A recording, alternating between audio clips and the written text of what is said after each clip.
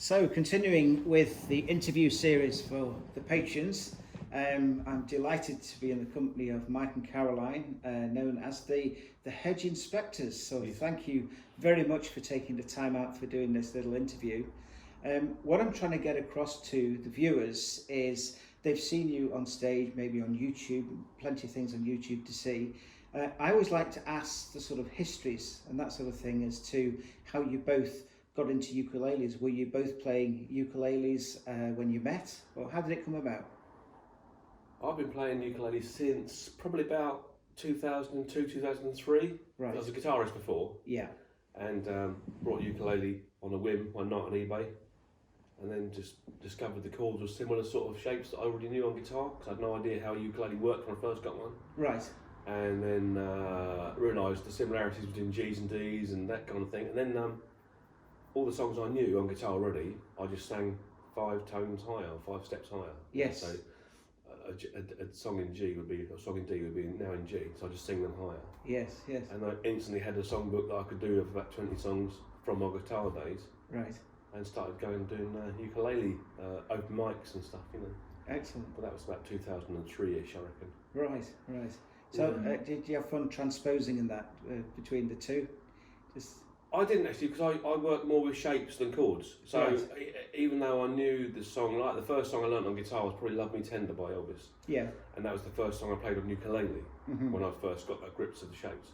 And I just sang it higher but used the same shapes. I wasn't thinking as C's and G's and D's, and I wasn't thinking like that. I was just using the same shapes but just singing higher. Right. So I still do it now. I don't think in chords too much. I tend to think in shapes more. If I'm playing a certain song, one of our songs, it'll be a C to an F on the baritone, you know. But it's just it's the shapes more than the chords. I don't think about chords really. Only when we're leading jams or I have to concentrate on what the key is and stuff, and I just follow what's going on. But when we're playing on live stuff, it's more shapes than keys and chords.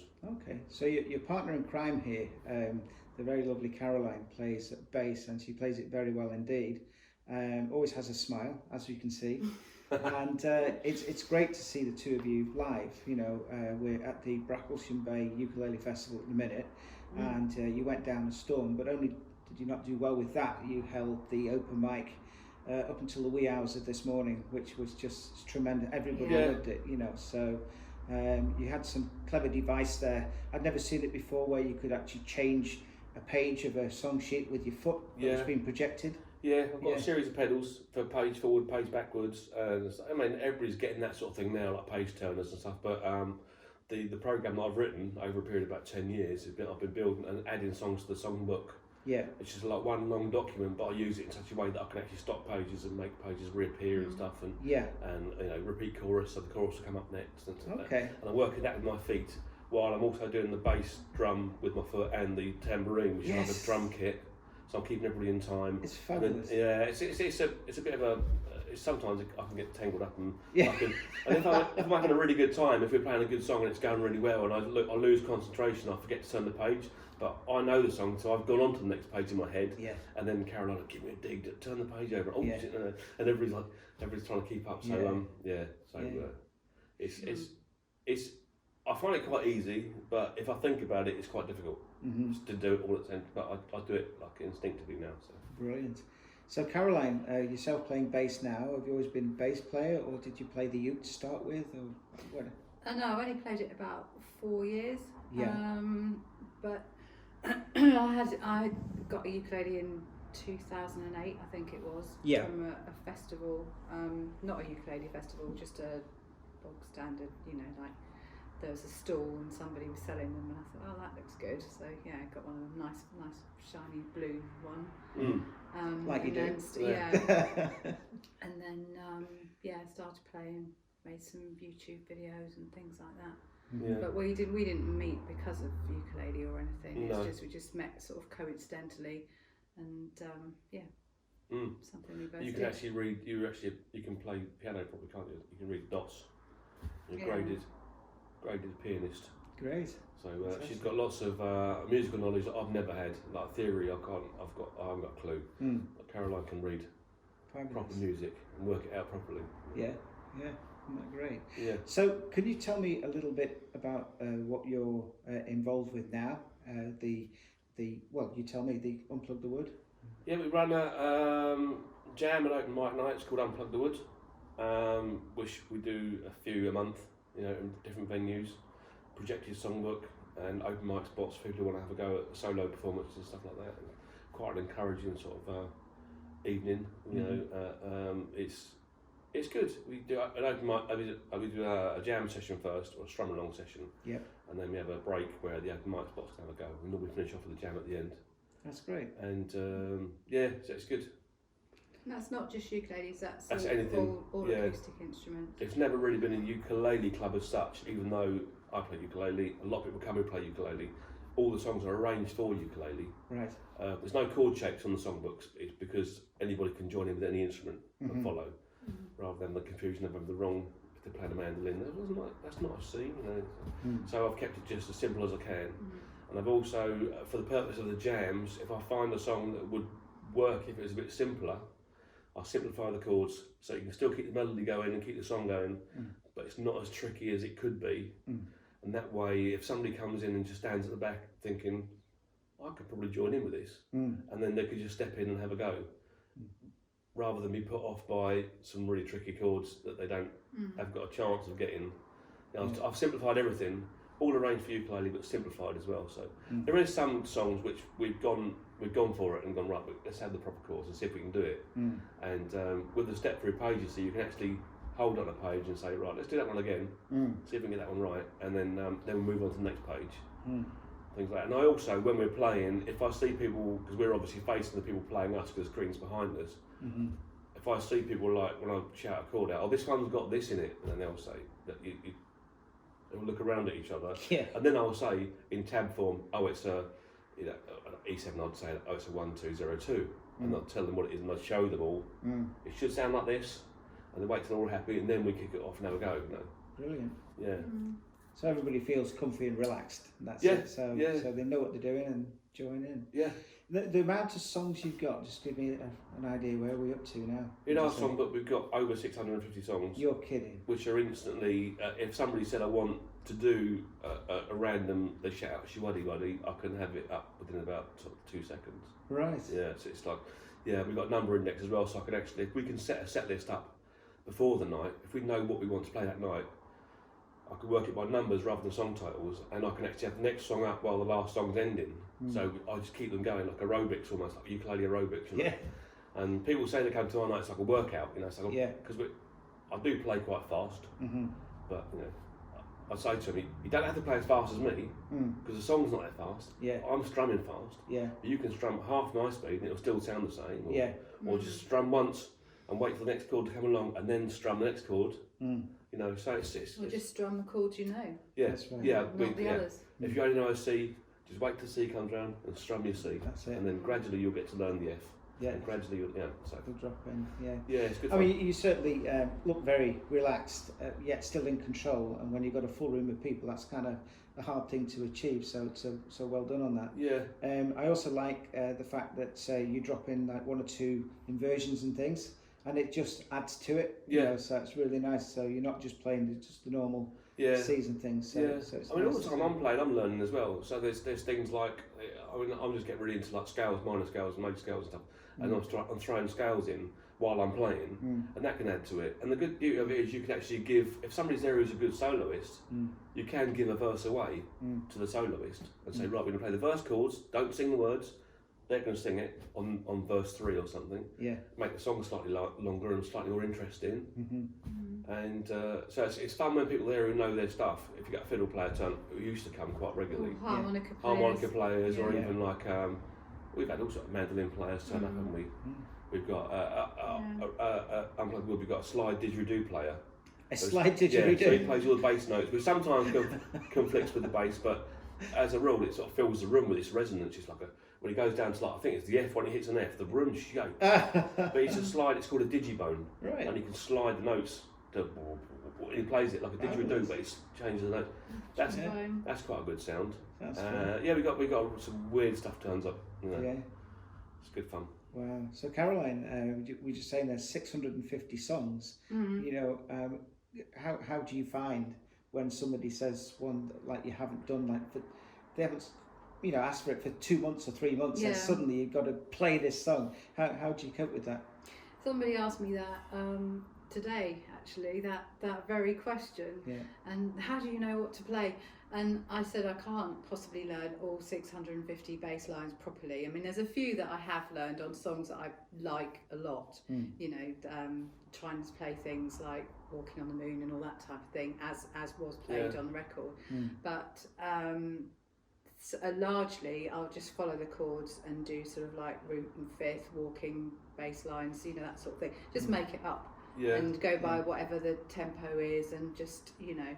So it's not, I mean, if somebody came in who actually knew the song really well, maybe played it in a band, in a covers band, they'd probably go, oh, that's not the bass line. Right. But it kind of works with what we're doing. Yes. It's difficult with a songbook though, because if it's like, say it's something simple like Ring of Fire, where it's C, F and G, you could play just the root notes, C, F and G on the bass. But there might be a different bass line to it, where the bass does something else, which gives it its ness, you know, that song. But you can't possibly, so really it's just root and fifth is the best way to go, is plod through songs like for a strum along. But it's nice when, like in Gangsters at the specials, there's like a walking bass in that on the minor, A minor, isn't there? And that sounds really nice. So if you learn that right, that sounds really good. It's like the intro to Come Up and See Me, that thing, to get that right is nice. And you're really good at the Clash song, should I say? Should I go? Because you go in the fast bit, you go really all over the place, don't you? Up and down the neck. Oh and yeah, stuff. I did learn that one because I like that one. Yeah, but some of them I don't. To be perfectly honest, I don't like them enough to want to learn them inside out. I'm the same with lyrics actually, because there's certain songs that I will not learn. I'll sing them for the songbook, but there's songs that I do like that I've learned I can do without. So if I went and say busking, I could bash out these tunes, no problem at all, without a songbook. There is certain songs that my brain won't take in because I don't like it enough to learn it, but I'll do it in the jam if somebody else asks for it. You know, that sort of thing. But my bass playing, I was playing bass in the early 80s when I first got my first bass guitar, and I've only ever done, I do some fancy stuff, but you can get away with a root, drop down to the fifth, or a root, go up to the fifth, and then the octave, and then the minor, flat third, whatever it is. So I can do all that. The box section again, but it's just a shape to me. So when I jam with people at the pub and they say, "Oh, can we do a rock and roll number?" and I'll play it and you play bass behind me, I just go, "What key are you in?" I'll get my box shape ready and I'm ready? Yeah. I like playing bass. Yeah, cool. So the Hedge Inspectors, where did that name come from? It was just a random thing I made up one day, wasn't it? It was there's no sort of there's no hidden meaning. Right. It's literally because I used to do a lot of my YouTube videos. My early YouTube videos were. Oh, hang on. Do you remember what we said? What we said was, the next time we get asked that question, we're going to make something up. Yeah. All right. And every time we get asked it, we're going to make up something completely different every time. So make something up now. Oh. So there it was, cutting the hedge. Basically, But we've actually met a lady who was at actual hedge when we were in Huddersfield a few years back. A lady came and asked the same question: where did the Hedge Inspector's name come? And I told her the true story, and she said it's actually her job. She was actually a hedge inspector, and she works for the Cumbrian Council. Brilliant. And she goes around farms, making sure that farmers don't make their fields bigger by letting their hedges bend out slightly. So she makes sure hedges are straight. Right. You know, the land registry type people. And she was also a sheep counter, wasn't she? Yeah. She counted sheep. So the story today is, because we're into conservation and things like that, we've named our band after her. Right. That's today's story. That's today's story. It's going to be different every time. It was just a random phrase I made up one day. And when we were looking for a band name, that came up again, and Caroline said, there's not a band called the Hedge Inspectors. Right. We'll have that then. That'll do. Excellent. But we get called all sorts. We get called the Bush Trimmers, Hedge Trimmers, the Strimmers, don't we? Somebody yesterday actually said, I liked your set, didn't I? Yeah, and she said, I've been told a band to watch it's the Hedge. He said Hedge. Yeah. And then I knew he was going to say Trimmers next, and he sort of stopped himself. Yeah. And he goes, I was told to come and watch the Hedge. And he walked off. So they never get it right. But yeah, there's no hidden meaning. It's just a name for a band. I mean, all band names sound strange when you break it down. Right. Or at first. Yeah. But then you wouldn't think anything of saying, I'm going to see the Rolling Stones. But at first you think, what's that about Rolling Stones? What's that about, you know? I was just thinking that. Yeah, so That exact. or Pink that Floyd. exact Pink Floyd. Band, I was just thinking. Yeah. So if people want to have a look at some of the stuff you say done on YouTube, is there a YouTube channel name or anything? What do they? We've got there is a Hedge Inspectors YouTube channel, but to be honest, most of those videos are cover versions of stuff we mucked around with and just you know try tweaking. We do like Prodigy stuff in our own style and things like that. But all the original stuff, which is what we do live, is all on my channel on YouTube, Crabbers, because I've kept that whole channel original. There's no covers there at all. So anything new. So if they just go on YouTube and type in Hedge Inspectors. No, did you say Crab? If you search Hedge Inspectors, it'll take you to the Crabbers channel. Ah, it will. Right. Yeah. But it's on the Crabbers channel. Yeah. Fabulous. Okay. And the podcast, if you pull the again, so the Unplugged Wood podcast. There you go. It's in front of us, isn't it? Look at that. we've got a website called unpluggedwood.com. Yeah. Which is basically just like an umbrella for all our stuff. So we've got my original stuff on there, which no, I'm not doing anymore because now my original stuff is us. Yes. So it's got my original Crabber stuff on there, all my old songs, all my solo stuff. Then we've got the Hedge Inspectors page on there. Info about us. We've got info about our open mic nights and our jam nights, and then info about the podcast as well. So as long as everybody can see that, unpluggedthewood.com podcast. Yeah. Fabulous. And also we've done 23 episodes so far. Other bands that we're involved with as well. They've got pages on there. Yeah, so. We're involved with like a slightly erratic sort of Irish folk band. We play Russian ska, Baltic ska type thing, and old Irish folk tunes. Yeah. Tin whistle, accordion, mandolin, ukulele, bass. Fabulous. That's good fun. Quick talk about merch and things. So what's the latest thing that you've got out and what's? We're still working on an actual Hedge Inspectors CD with all the tracks there. But most of the tracks we do live are my songs in the first place, so they're actually on my CDs already. Right. But now we've got the CDs I've released, or have got bass and harmony on it, but it's not Caroline's bass and harmony. It's my solo overlays and stuff. Right. So, but now we're doing stuff live with the bass and the better harmony. Yeah. And the better bass player as well, because she's finding things that I never found in the first place. Right. We need to re-record it really and get another CD out. That's going to be imminent sort of thing. Yeah. We might do a live sort of bootleg style CD because we're collecting all the recordings from the desks. Whenever we play live, I'll stick a stick in and I'll say, can you record the set? And if you get a good take, we'll take a compilation of like live appearances and do like a live CD. That'll probably be first, but we're working on a CD. Yeah. We've got nothing. It'd be great to get some of that audience reaction as well, because watching you last night, I mean, it was just amazing. You know, just it was a Friday night. It was. Yeah. But the live stuff, because we do in our set we do a lot of sing along stuff. Yeah. So we need that on the CD because it wouldn't have the atmosphere. Yes. So we need some of that. So I think a live one would be good actually. Yeah. So listen, I really appreciate you taking the time out. I know you're busy with this festival, doing the jams and everything.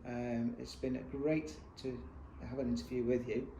And let's hope we meet up again very soon. Yes. Yeah. All right. Thank you very much. Until the next time. Yeah. Cheers. Thanks.